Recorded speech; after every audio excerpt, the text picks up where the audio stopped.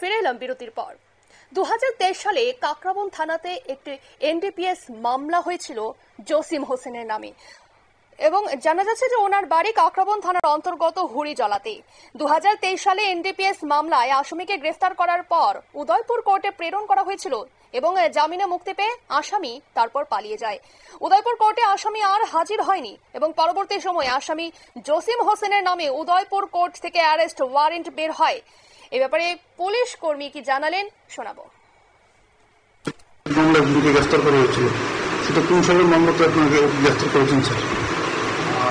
দেখুন, 2023 সালে আমাদের কাকরাবন থানাতে একটা এনডিপিএস কেস রেজিস্টার্ড হয়ে ওই কেসের যে এফআইআর এপি ছিল জসিম হোসেন, বাবার নাম হচ্ছে মোহাম্মদ সিরাজ মিয়া, বাড়ি হরিজোলা, কাকরাবন থানাতে।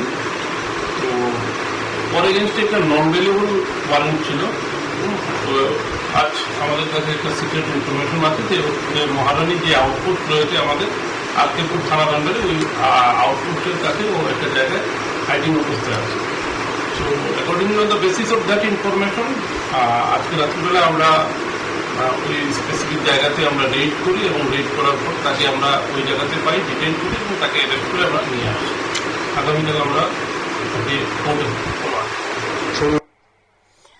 আপনারা শুনলেন পুলিশের বক্তব্য এবং অবশেষে উদয়পুর কোর্ট থেকে অ্যারেস্ট ওয়ারেন্ট বের হওয়ার পর বুধবার রাতে গোপন সংবাদের ভিত্তিতে কাকরাবন থানার ওসি জয়ন্ত মালাকারের নেতৃত্বে পুলিশ তল্লাশি চালিয়ে মহারানী এলাকা থেকে জসিম হোসেনকে গ্রেফতার করে এবং বৃহস্পতিবার সকালে উদয়পুর কোর্টে তাকে প্রেরণ করা হবে বলে জানালেন পুলিশ কর্মী।